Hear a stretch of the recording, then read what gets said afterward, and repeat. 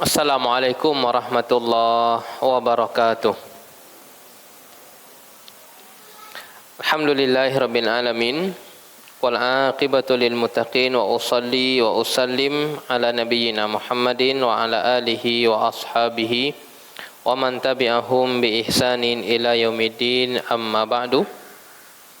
Para hadirin yang dirahmati Allah Subhanahu wa taala, alhamdulillah atas kemudahan dari Allah Subhanahu wa taala, kita lanjutkan pembahasan kita membaca kitab karangan Al-Hafidh Ibnu Hajar rahimahullah, kitab Bulughul Maram.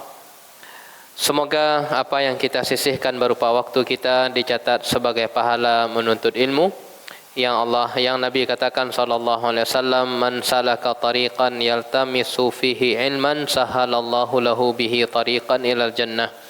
Barang siapa yang mengais ilmu, dia sisihkan waktunya untuk mempelajari syariat Allah, maka Allah akan permudah jalannya menuju surga. Kemudian salawat beserta salam untuk Nabi kita Muhammad sallallahu alaihi wasallam, semoga selalu tersampaikan kepada beliau, kepada sahabat beliau, kepada keluarga beliau dan orang-orang yang mengikuti jalan beliau. Para hadirin yang dirahmati Allah Subhanahu wa taala, kita lanjutkan pembahasan kita. Pada pertemuan yang lalu kita telah mempelajari sebuah konsep mengajukan syarat ketika berakad, ya. Masih ingat itu hadis tentangnya, kisah siapa? Kisah sahabat Jabir yang mana onta beliau tersebut tidak bisa jalan, ya. Kemudian didoakan dan dipukul oleh Rasulullah bisa jalan. Kemudian diminta oleh Nabi SAW, engkau jual. Apa kata sahabat Jabir? Tidak, katanya. Lah kancang lari mengagar dijual. Iya kan, ya. Nah, ini kan permasalahan dunia. Padahal Nabi minta tadi kan, engkau jual. Apa kata sahabat Jabir? Tidak. Engkau jual, ya? Tidak, saya tidak mau jual. Engkau jual, ya. Nah, kemudian sahabat Jabir di sini mengajukan syarat. Saya pakai dulu sesampai saya di Madinah. Nah, para hadirin, kapan syarat ini berlaku? Syarat ini berlaku ketika sedang berakad. Kalaulah selesai akad, maka syarat itu tidak mengikat lagi. Sehingga ajukan syarat yang kira-kira kita butuhkan. Beli barang, para hadirin ingin butuhnya apa? Bisa diantar, ajukan syarat. Bisa tidak diantar, Pak? Nah, ajukan. Tapi kalaulah selesai transaksi, kemudian takana diingatkan sama istri, aduh dah ingat tadi ke penjual agar barang diantarkan. Oh, enggak. Kemudian kita ajukan, Pak bisa diantarkan enggak? Maka penjual di sini terserah. Dia punya hak, enggak bisa. Para hadirin enggak bisa untuk membatalkan. Tidak bisa untuk batalkan, karena syarat itu dihadirkan kapan? Sebelum berakad atau sedang akad, ya. Itu telah berlalu pembahasan kita. Sekarang para hadirin yang dirahmati Allah Subhanahu wa taala, faedah lagi dari kisah sahabiat Barirah yang membebaskan dirinya dari perbudakan. Apa faedah fikihnya, kita lihat. Silakan. أحسن الله إليكم. قال المؤلف رحمه الله تعالى في كتابه كتاب البيوع. وعن عائشة رضي الله عنها قالت جاءتني بريرة فقالت كاتبت أهلي على 9 أواق في كل عام أوقية فعينيني فقلت إن أحب أهلك أن أعدها لهم ويكون ولا أكيلي. فعلت فذهبت بريرة إلى أهلها فقالت لهم فأبوا عليها فجاءت من عندهم رسول الله صلى الله عليه وسلم جالس فقالت إني قد عرضت ذلك إني قد عرضت ذلك عليهم فأبوا إلا أن يكون الولاء لهم فسمع النبي صلى الله عليه وسلم فأخبرت عائشة النبي صلى الله عليه وسلم فقال خذيها واشترطي لهم الولاء فإنما الولاء لمن أعتق ففعلت عائشة ثم قام رسول الله صلى الله عليه وسلم في الناس خطيبا فحمد الله وأثنى عليه ثم قال أما بعد ما بلاء رجال يشترطون شروطا ليس في كتاب الله ما كان من شرط ليس في كتاب الله فهو باطل وإن كان 100 شرط فضاء الله أحق وشرط الله أوثق وإنما الولاء لمن أعتق متفق عليه ولفظ للبخاري وعند لمسلم فقال اشتريها وأعتقيها واشترطي لهم الولاء. Hadis 790. Dari Aisyah radhiyallahu anha, ia berkata, Barirah datang kepadaku seraya berkata, aku telah melakukan akad mukatabah, yaitu perjanjian antara seorang budak dengan majikannya bahawa budak tersebut akan merdeka bila dapat membayar sejumlah uang yang mereka sepakati dengan majikanku sebesar 9 uqiyah, di mana yang harus dibayar setiap tahunnya adalah 1 uqiyah. Oleh karenanya tolonglah aku berkata, jika majikanmu bersedia, aku membayarnya kepadanya dengan syarat wala, yaitu harta warisan bagi yang memerdekakan budak nanti untukku, maka aku akan menolongmu. Lantas Barirah menghadap majikannya dan mengungkapkan keinginan Aisyah radhiyallahu anha, namun majikannya menolak. Barirah datang lagi sewaktu Rasulullah sallallahu alaihi wasallam sedang duduk-duduk seraya berkata, aku telah menyampaikannya kepadanya, tetapi ia menolak kecuali jika walak tersebut itu tetap miliknya. Rasulullah sallallahu alaihi wasallam mendengar perkataannya dan Aisyah langsung memberitahukan hal itu kepada beliau, yaitu Rasulullah sallallahu alaihi wasallam. Rasulullah pun berkata, ambillah dia dan berlakukan persyaratan wala itu kepadanya, karena wala hanya menjadi milik orang yang memerdekakan. Akhirnya Aisyah radhiyallahu anha melakukan hal tersebut dan kemudian Rasulullah sallallahu alaihi wasallam berdiri di hadapan orang-orang untuk menyampaikan khutbah. Setelah memuji Allah dan menyanjungnya, di antara isi khutbahnya, amma ba'du, mengapa ada pihak yang memberlakukan syarat-syarat yang tidak ada di dalam Al-Quran? Setiap syarat yang tidak tercantum dalam Al-Quran adalah batil.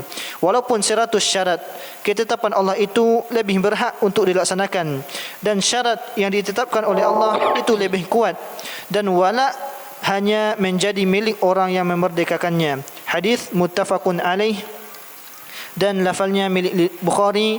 Menurut riwayat Muslim disebutkan beliau, dia memerdekakanlah dan merdekakanlah serta berlakukan persyaratan wala kepadanya. Baik para hadirin yang dirahmati Allah Subhanahu wa taala, hadis nomor 790 kita lihat.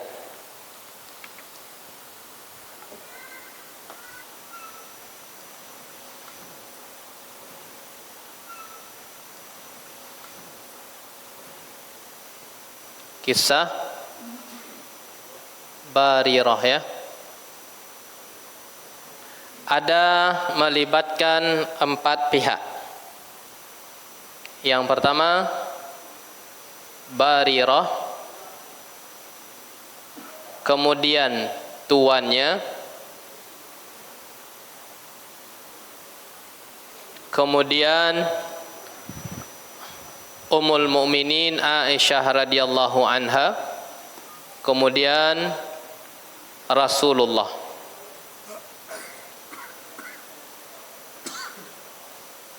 Baik. Ada 4 orang. Para hadirin yang dirahmati Allah Subhanahu wa taala, Barirah ini statusnya awalnya budak. Statusnya budak. Telah mengatakan kepada tuannya, saya ingin merdeka. Proses seorang budak untuk memerdekakan diri kepada tuan, yang mana budak yang akan membayar uang itu namanya adalah mukatabah. Jadi akad yang dilakukan Barirah sebagai budak dengan tuannya, akad apa namanya? Akad mukatabah, yaitu proses Barirah agar dia bisa menjadi orang yang merdeka dari tuannya. Nah, mukatabah itu telah disepakati, harganya akan dilepas dicicil 9 uqiyah. 9 uqiyah. Satu uqiyah itu sama dengan 40 gram perak. Berarti kalau 9 berapa perak? 360 gram perak.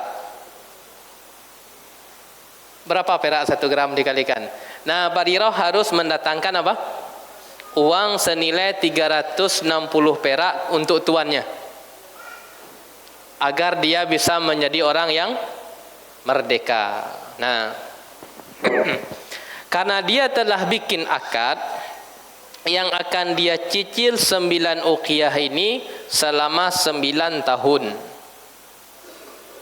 Enggak dibayar cash pula, tapi cicil. Per tahunnya berapa berarti?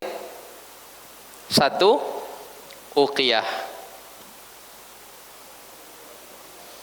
Nah, setelah itu, setelah bikin akad kesepakatan, datanglah Barirah menemui Aisyah.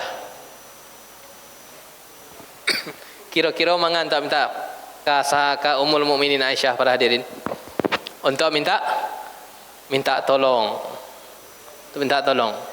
Disampaikanlah, saya sedang proses akad mukatabah dengan tuan saya. Kesepakatan saya akan merdeka kalau saya berhasil menyerahkan 360 gram perak yang akan saya cicil selama 9 tahun. Baik. Mendengar kata itu, Aisyah mengatakan, memberikan syarat. Kalau tuanmu mau,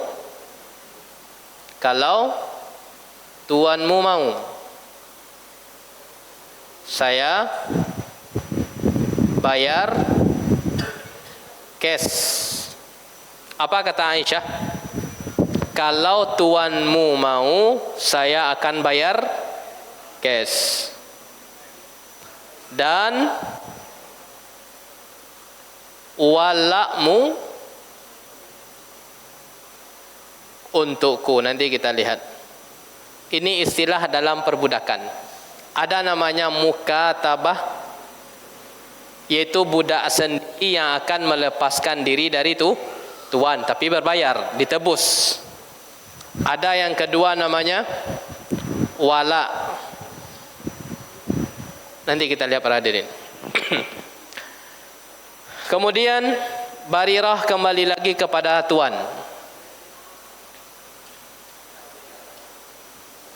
Tuan, Aisyah ingin membayar cash, akan tetapi walakku ini, kata siapa? Kata Barirah, adalah milik Aisyah, bukan milik tuan. Apa hikmah dari wala itu? Para hadirin, wala itu adalah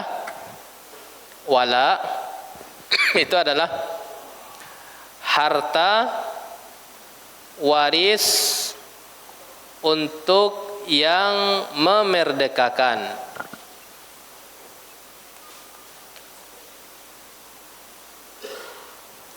Nah, kalau sekiranya Barirah ini meninggal dunia, kan tadi awalnya seorang budak, sekarang sudah merdeka. Meninggal dunia dia, harta warisannya untuk siapa? Untuk tuan atau untuk yang memerdekakan? Untuk yang memerdekakan. Itu yang disebut dengan apa? Wala. Sehingga tuannya tidak mau. Kembali dia Barirah kepada Aisyah. Setelah saya sebutkan seperti ini, tuan saya tidak mau. Tuan saya tidak tidak mau. Baik. Ketika itu para hadirin, ketika tuannya tidak mau menahan syarat wala ini, maka Rasulullah sallallahu alaihi wasallam ketika itu mendengar. Apa kata Rasulullah? Beliau katakan khutbah yang didahului dengan alhamdulillah. Ini alurnya ya. Kemudian puji-pujian, kemudian isi pesan. Apa isi pesannya? Isi pesan yang disampaikan Rasulullah, setiap syarat yang menyelisihi kitabullah, maka syarat tersebut dihukumi apa? Syarat yang batil. Isi pesan Rasulullah, setiap syarat yang menyelisihi kitabullah, maka syarat itu batil. Baik, Nabi katakan kepada Aisyah, beli itu si Barirah, kemudian walaknya itu adalah engkau yang punya. Baik, ini alurnya ya, kita lihat faedahnya. Para hadirin yang dirahmati Allah Subhanahu wa taala, faedah yang pertama dari kisah ini, bahwasanya seorang perempuan boleh mengalokasikan atau mentransaksikan hartanya tanpa izin suami. Muamalah yang pertama apa? Dari kisah ini, perempuan itu boleh untuk mengalokasikan atau mentransaksikan hartanya tanpa ada izin dari suami. Dari mana ini diambil? Ini. Apa kata Aisyah? Kalau tuanmu mau, biar saya yang bayar cash. Uang siapa ini? Uang Aisyah. Berani Aisyah langsung mengatakan ya, kalau tuanmu mau, biar saya yang bayar cash. Tidak juga mengatakan kalau Rasulullah izinkan nanti ya. Tidak. Tapi Aisyah dengan mantap mengatakan kalau tuanmu mau biar saya yang bayar cash. Dengan catatan uangnya, hartanya harta siapa? Harta dia sendiri.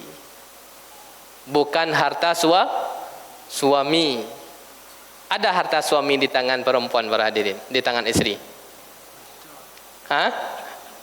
Dari kemungkinan harta dari suami. Apa kemungkinan? Tentu yang belum menjadi suami nggak tahu dia kan? Iya kan? Nah, kemungkinan pertama. Apa kemungkinan yang pertama? Kebutuhan rumah tangga ya. Ini uang sekian, nah ini belikanlah untuk kebutuhan rumah tangga. Nah, kalau di sini tidak boleh dialokasikan. Kalau uang ini yang ada di tangan istri, yang mana suami mengatakan ini kebutuhan rumah tangga, maka status istri adalah sebagai pemegang amanah. Dia kepalanya. Maka tidak boleh sedekahkan macam-macam secara prinsip. Kalau ini kebutuhan rumah tangga. Apalagi kemungkinan yang kedua? Ada uang khusus. Ada uang khusus. Kalau ini untuk kebutuhan rumah tangga.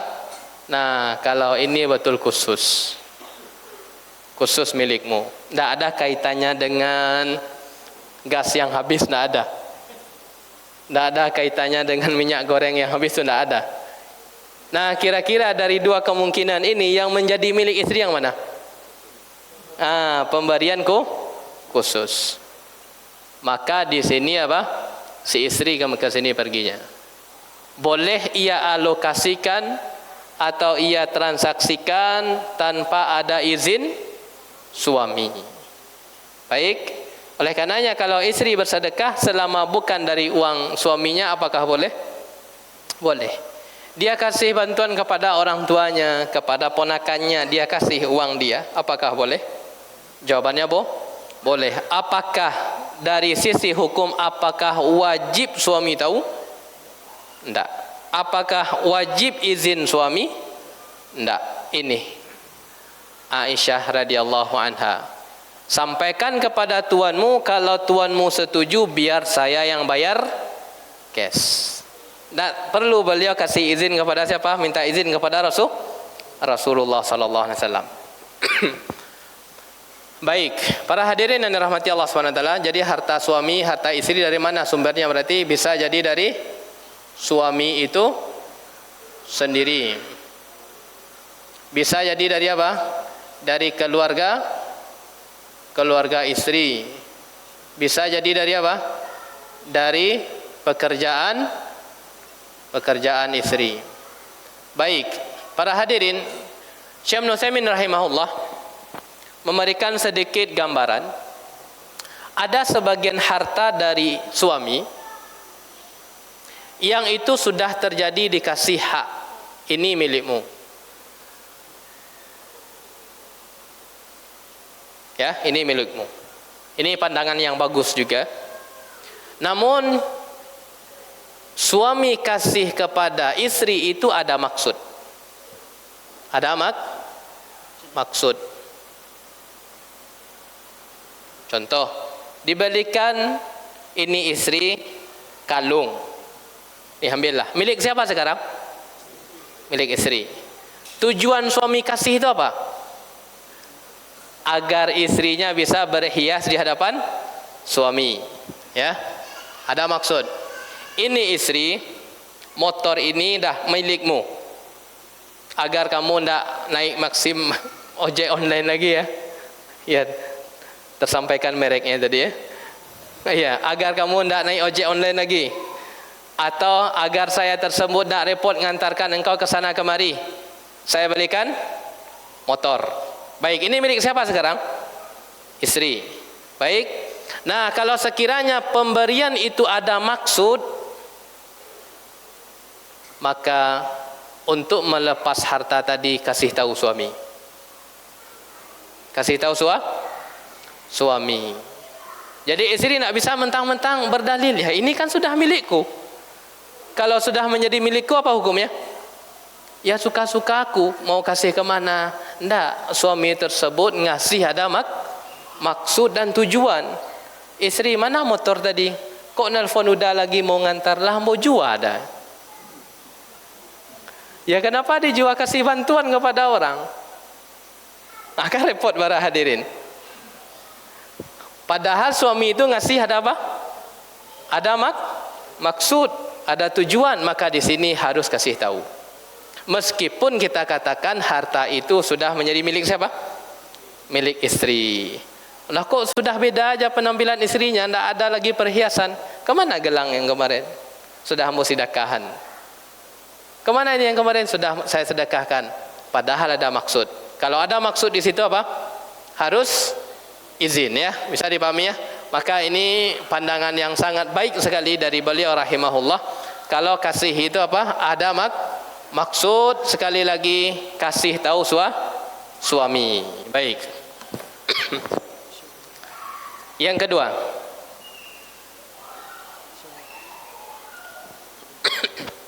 bolehnya jual beli tidak cash, atau bahasanya disebut apa? Kredit. Bolehnya jual beli tidak cash atau kredit. Dari mana disimpulkan?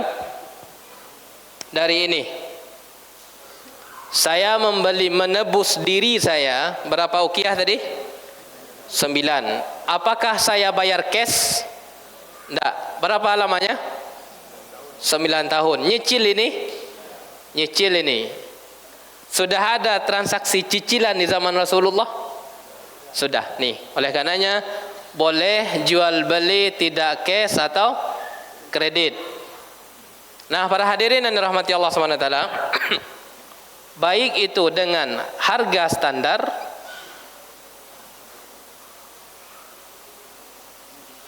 apa maksudnya harga standar?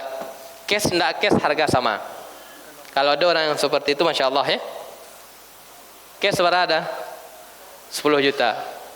Kalau tidak cash 9,5 nih. Itu kan nggak ada itu orang 10 juta juga. Nah, harga standar ya jelas ini. Sepakat ulama. Kemungkinan kedua apa? Harga beda. Nah, para hadirin yang dirahmati Allah SWT, meskipun harga beda, secara prinsip jual beli kredit itu hukumnya dibolehkan. Kredit itu telah terjadi di zaman Rasulullah SAW. Namun catatannya, jangan para hadirin ketika diperbolehkan kredit, jangan disamaratakan. Ada catatannya. Yang pertama, penjual telah punya barang. Penjual telah punya barang. Dan ambo nak ada motor dah. Tapi kan udah punya uang. Balilah dulu dah. Kemudian ambo kredit kau dah. Kan ada kalau seperti itu kan ya. Nah, para hadirin, okey. Biar ambo beli motor, kemudian udah kredit kambo ya. Kapan akadnya terjadi? Kapan akad terjadi? Sebelum atau setelah akad? Nah, baik. Tapi kita bikin akad setelah barang ada ya. Setelah barang ada. Untuk menguji setelah barang ada, uji. Udah siap setelah udah membeli motor, ambo mengatakan ambo tidak jadi. Lah dah beli motor cash koha. Kemudian disampaikan, Ustaz, jadi Ustaz beli motor. Afwan bang, tidak jadi doh bang. Siap para hadirin?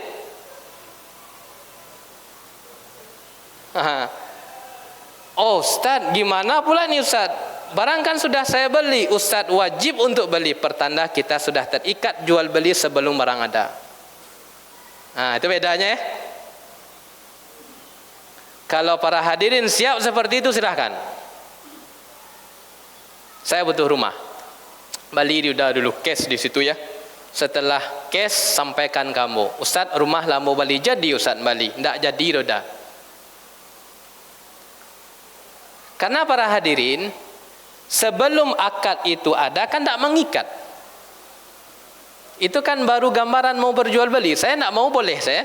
Boleh karena akad belum terjadi. Tapi kalau ada ikatan, balo kau Ustaz, motor lah tak bali Ustaz. Ustaz indak perlu lah jadi membeli. Pertanda kita telah deal sebelum dia punya barang. Bisa dipahami ya? Oleh karenanya ini sebuah resiko dan konsekuensi. Karena para hadirin, halalnya keuntungan di balik ada resiko. Di balik ada resiko. Kalau sudah seperti itu orang, maka tidak masalah. Silahkan. Jual beli baru sah dikatakan apa? Setelah barang ada. Apa buktinya? Dia menerima. Tidak jadi kita membeli, ya tidak masalah. Belum akad jual beli. Kita nak punya hewan laut contohnya, udang.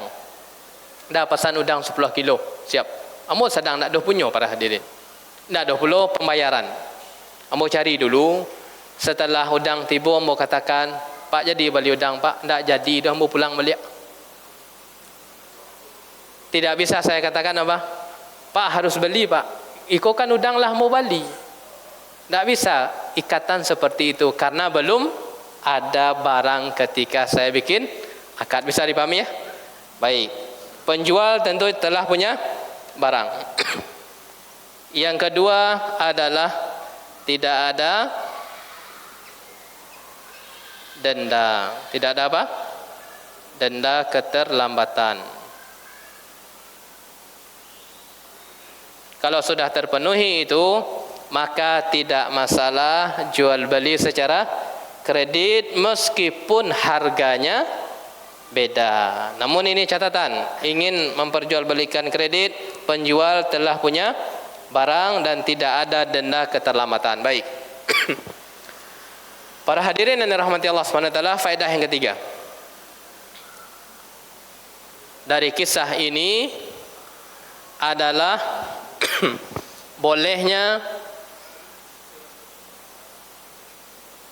menyegerakan bayar hutang yang tercicil tadi. Bolehnya apa? Menyegerakan bayar hutang yang tercicil. Dari mana buktinya? Barirah sekarang berhutang berapa? Berapa tahun dia terhutang? 9 tahun ya. Apa kata Aisyah? Kalau tuanmu mau, saya akan bayar cash. Disegerakan ini. Disegerakan. Yang tadi 9 tahun ternyata bisa terbayar cash. Nah, para hadirin, kalau orang yang terjerat hutang dia, hutang kredit, kemudian ada rezeki, maka bayar cash lah. Bayar semua. Kira-kira orang itu mau apa tidak? Mau, tapi kena penalti juga ya. Berarti yang diinginkan penaltinya sebenarnya, bukan uang kembali yang diinginkan. Sebenarnya kan dia bersyukur ya. Masya Allah, terima kasih banyak Pak. Yang tadi 9 tahun hutang, kinilah dibayar lunas. Kalau di sebagian orang apa para hadirin? Pembayaran cash tersebut dikasih penalti. Berarti tak lambe kena penalti, tak capek kena penalti. Itulah mereka ya. Iya. Nah, para hadirin, kalau dikatakan orang yang menghutangi mengatakan,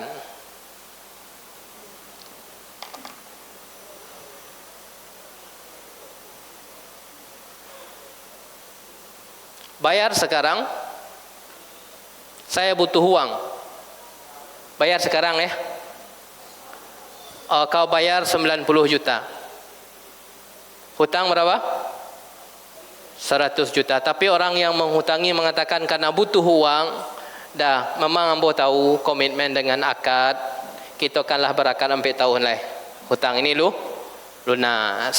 Tapi ambo sangat butuh uang, hutang udah tersisa 100 juta, dah bayar sudah kini udah bayar 90 juta. Kata siapa? Yang menghutangi karena butuh uang.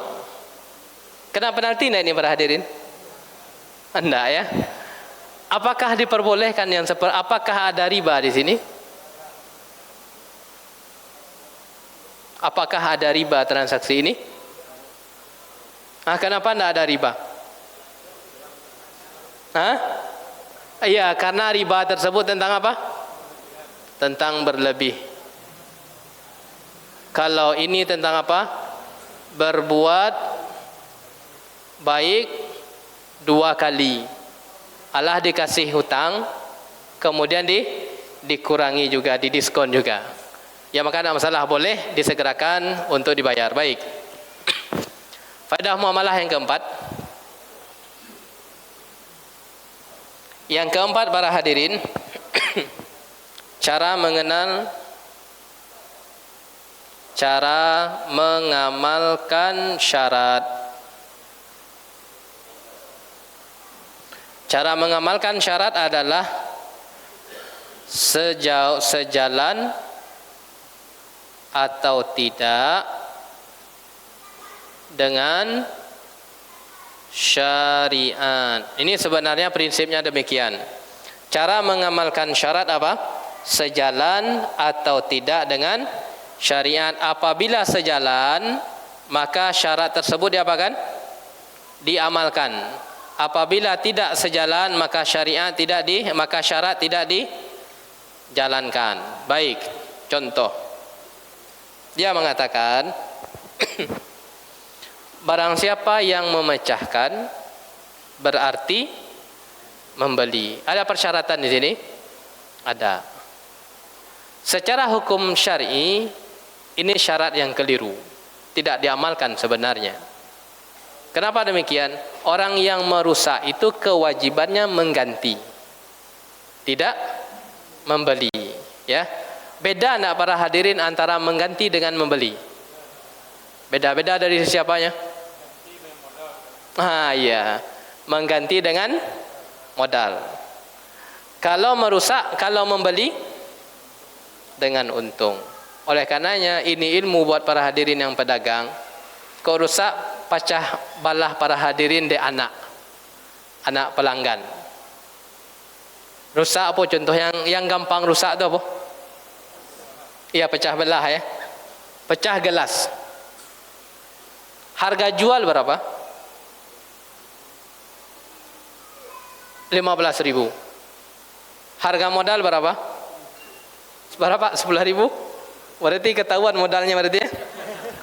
Nah, ini contoh aja ya. 10.000.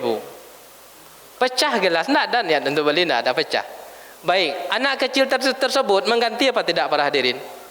Mengganti. Tak boleh katakan, Pak ini kan belum ada dosanya nih Pak. Iya, tidak ada dosa. Namun sesama manusia itu apa? Ada kewajiban mengganti ya. Maka berapa penjual memberikan harga? 10.000. Jangan dimasukkan ke faktur berapa? 15. Karena memecah itu kewajibannya mengganti. Memecah bukan kewajiban apa? Membeli. Karena membeli itu para hadirin ada namanya ridho. Ada namanya apa lagi? Ijab dan kabul. Oleh karenanya sebenarnya kita tidak mengamalkan. Kalau kita sebagai apa? Pembeli. Kalau kita penjual amalkan seperti ini. Namun kalau sekiranya galih tadi pecah sama anak awak, yang kita datang kepada orang yang belum paham, mau tidak mau, kan tidak bisa kita berdalil seperti ini ya. Di kajian tu ambo pelajari adalah apa? Memecah itu adalah mengganti. Barang modal Pak yang sama naik Pak, biar mau ganti. Maukah dia? Tidak, dah. Mau tidak mau, kita yang mengalah. Namun ini sebagai ilmu. Ini cara mengamalkan apa? Syarat yang diajukan adalah harus apa? Sejalan dengan syariat. Baik, contoh yang lain.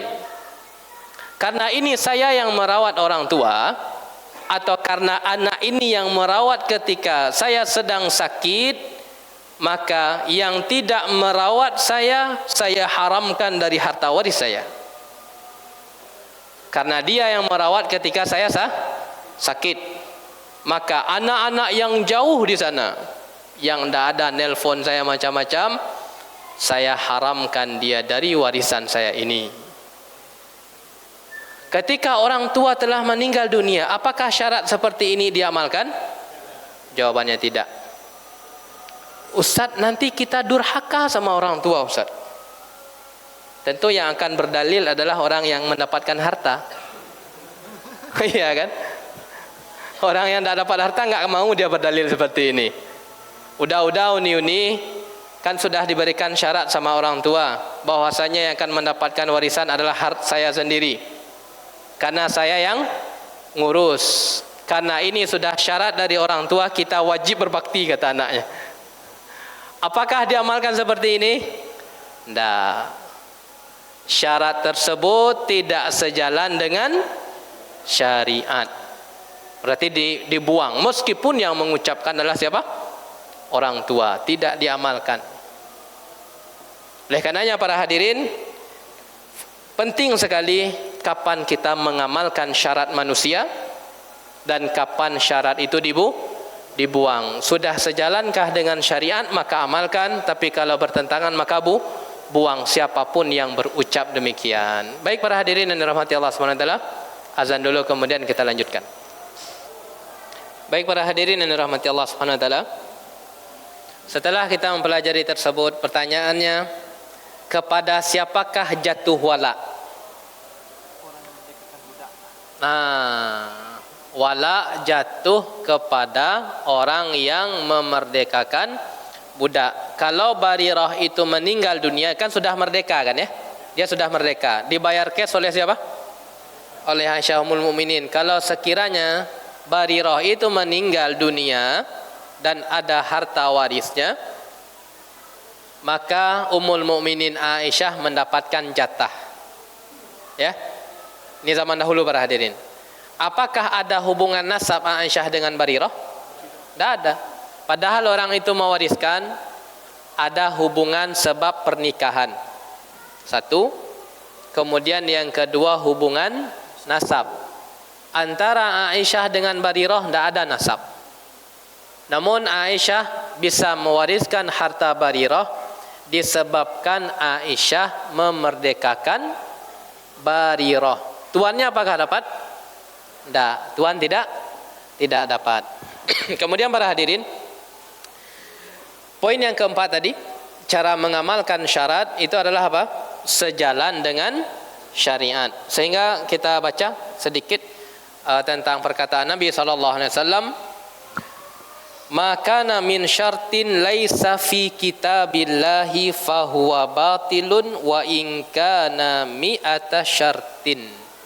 Kalau sekiranya syarat yang diajukan oleh orang yang bertransaksi itu menyelisihi kitabullah, maka Nabi katakan fahuwa batilun, maka syarat itu batil, tidak diamalkan siapapun yang mengucap. Wa in kana mi'ata syartin, meskipun dia ucapkan sebanyak 100 kali, tak dapat warisan. Itu dia diulang-ulang. Meskipun banyak, selama itu bertentangan dengan syariat, tidak dianggap. Kenapa demikian? Keputusan Allah yang lebih berhak untuk diikuti, dan syarat Allah lebih terjamin kebenarannya. Bahwasanya memerdekakan budak itu adalah walaknya bagi yang memerdekakan.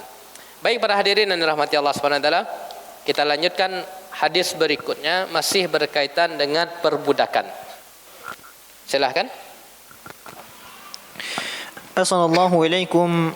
ونعم عمر رضي الله عنهما قال نهى عمر رضي الله عنه عن بيع أمهات الأولاد فقال لا تباع ولا توهب ولا تورث ليستمتع بها ما بدا له فإذا مات فهي حرة. رواه مالك والبيحقي وقال رفعه بعض الرواه فوهم. Hadis 791. Dari Ibnu Umar radhiyallahu anhuma, ia berkata, Umar radhiyallahu an melarang menjual budak-budak perempuan yang memiliki anak, yaitu anak dari tuannya. Umar berkata, ia tidak boleh dijual, dihibahkan dan diwariskan. Ia majikannya boleh menikmatinya sekehendaknya, dan jika ia meninggal dunia, maka ia budak perempuan tersebut menjadi merdeka. Hadis riwayat Malik dan Baihaqi dengan menyatakan bahawa sebagian perawi menganggapnya berstatus marfu', namun hal ini keliru. Satu lagi masih tentang budak. وعن جابر رضي الله عنه قال كنا نبيع سرارينا أمهات الأولاد والنبي حي لا نرى بذلك بأسا. رواه النسائي وابن ماجه والدارقطني وصححه ابن حبان. Hadis 792. Dari Jabir radhiyallahu anhu, ia berkata, kami biasa menjual budak-budak wanita kami, ibu dari anak-anak, dan Nabi SAW pada saat itu masih hidup. Beliau tidak mempermasalahkannya. Riwayat An-Nasa'i, Ibnu Majah dan Daruqutni, hadis sahih menurut Ibnu Hibban. Baik para hadirin yang dirahmati Allah SWT, pembahasan kita sebenarnya meskipun itu tentang jual beli budak, namun kita tidak membahasnya ya. Yang ingin kita sampaikan adalah bahwasanya di dalam syariat kita itu adalah banyak cara untuk memerdekakan. Itu dia. Budak itu sudah ada sebelum Islam. Budak sudah ada sebelum Islam ya. Ketika syariat datang, syariat Islam, kan manusia yang diperjualbelikan tuh. Maka banyak cara untuk memerdekakan budak. Yang pertama apa? Pernah kita sampaikan dua cara sebelumnya, adalah anjuran untuk memerdekakan apa? Merdekakan budak. Ini sudah diamalkan oleh siapa tadi? Aisyah Ummul Mukminin ya. Beliau telah memerdekakan siapa? Barirah ya. Barirah sudah dia merdekakan. Sudah merdeka Barirah. Kemudian cara lain agar budak itu bisa menjadi orang merdeka, itu adalah dengan cara apa? Kafarah ya. Bagi orang yang melakukan hubungan suami istri di siang Ramadan, salah satu kafarahnya apa? Merdekakan budak. Cari uang, beli, kemudian merdekakan, kau merdeka. Atau kafarah melanggar sumpah, memerdekakan budak. Nah, kemudian cara yang ketiga, hadis yang kita baca tadi adalah larangan untuk menjual ummu siapa? Ummul walad.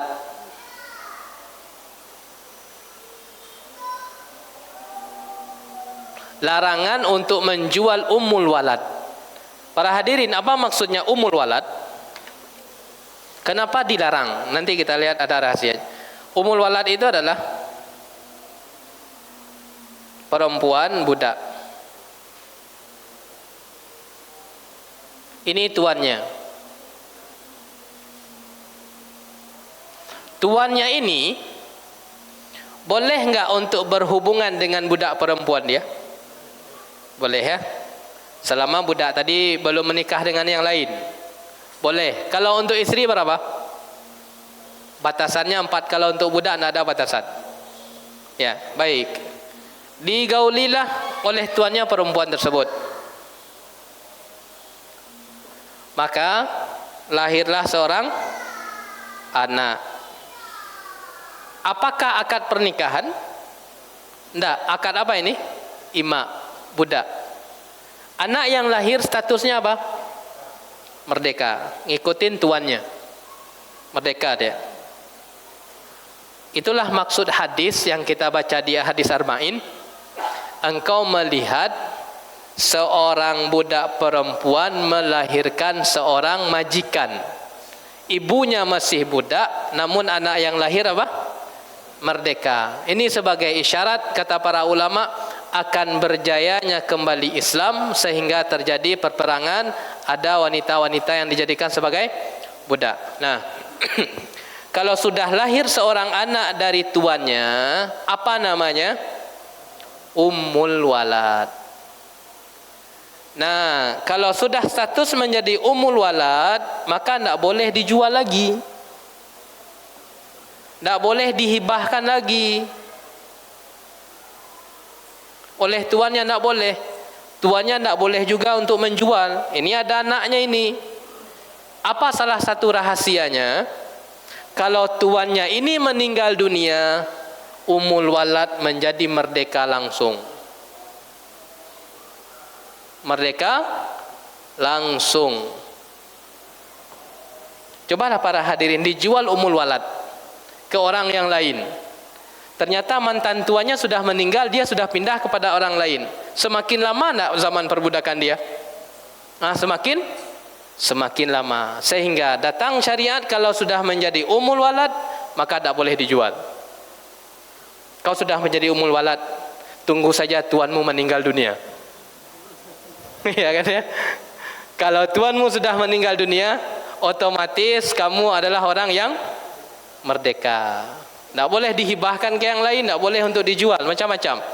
Nah, pembahasan kita tidak membahas lagi apa? Banyak cara jalan agar budak itu menjadi orang yang merdeka. Nah, itu para hadirin. Salah satunya apa? Larangan untuk menjual ummul walad, untuk menghibahkan ummul walad. Nah, Ternyata yang diperjualbelikan itu siapa mereka? Budak yang belum melahirkan dari tuan.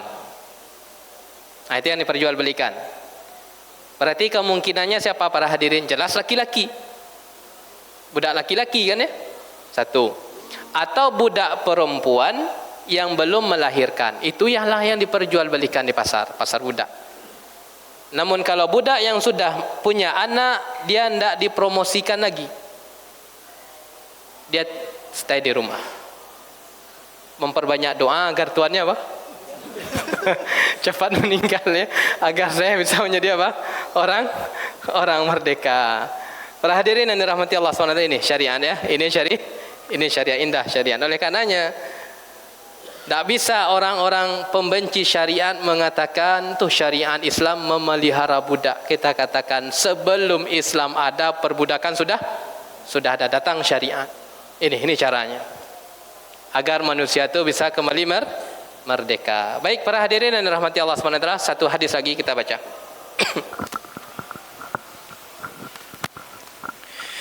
Assalamualaikum ilaikum.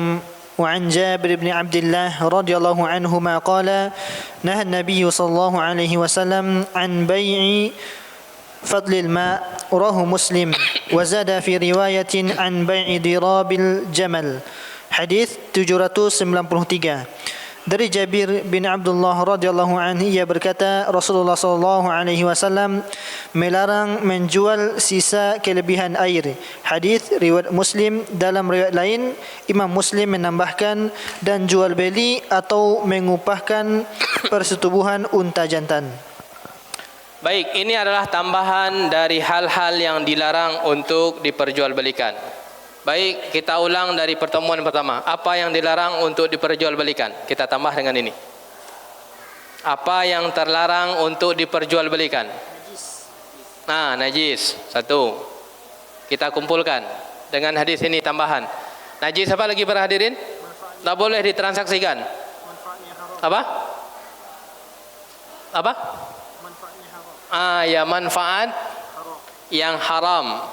Apa maksudnya manfaat yang haram? Jasa yang haram. Apa lagi yang ketiga? Kalau manfaat kan jasa ya.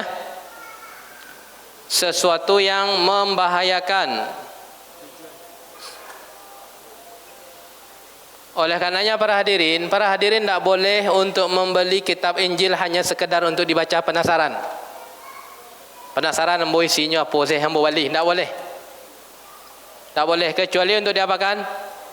Para hadirin ingin menjadi pembicara seperti Zakir Naik itu apa namanya? Yang ahli itu tidak masalah. Namun kalau hanya sekedar untuk dibaca maka hukumnya apa? Haram, tidak boleh. Karena itu sesuatu yang membahayakan akidah. Apalagi yang keempat? Masih ada? Jual beli kucing. Apalagi yang kelima? Jual beli anjing. Nah, kita tambah dengan hadis yang ini. Yang keenam, tak boleh diperjualbelikan adalah kelebihan air.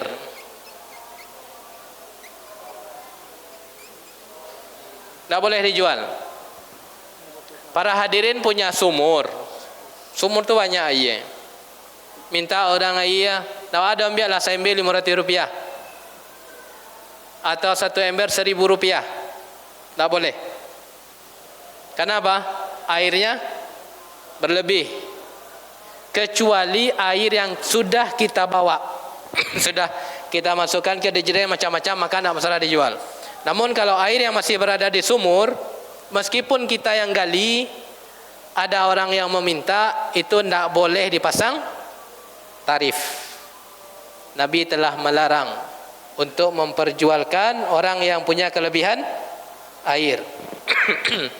Yang ketujuh, tak boleh lagi adalah menyewakan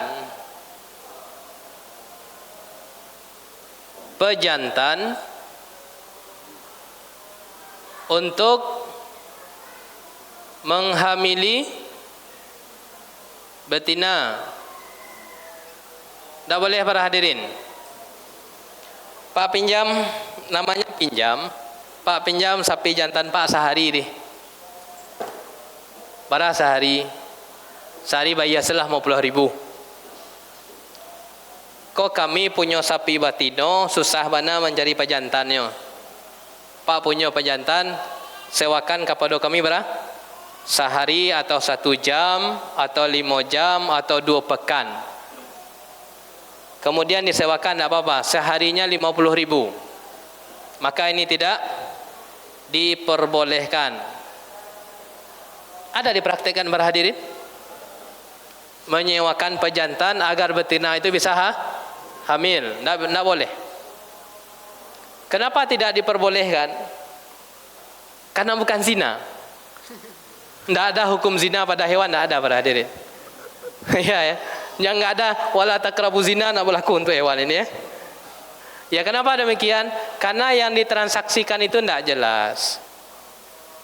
Kita sudah membayar 50.000, entah mau si jantannya menghamili entah enggak. Tidak ada kan? Sehingganya termasuk jual beli apa? Gharar. Jual beli gharar.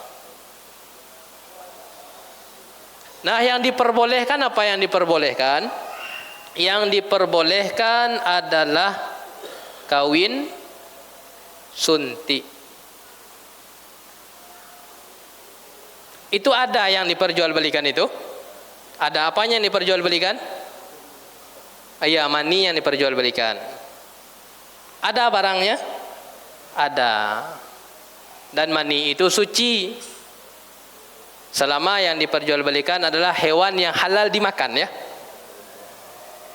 Mohon maaf, agar anjing betina ini bisa hamil Ustaz ini, diambillah, tidak boleh. Karena itu najis. Nah, kalau kawin suntik yang boleh apa? Hewan yang halal dimakan karena maninya adalah suci dan tidak masalah. Yang tidak boleh apa? Pejantan itu yang menghamili dan itu terjatuh ke dalam pembahasan gharar, tidak jelas bisa dia mau menghamili atau tidak. Jadi para hadirin, kumpulannya sudah berapa ini dapat? Ada 7 ya. Baik, sampai di sini pembahasan kita, semoga bermanfaat. Wabillahi taufik. Wassalamualaikum warahmatullahi wabarakatuh.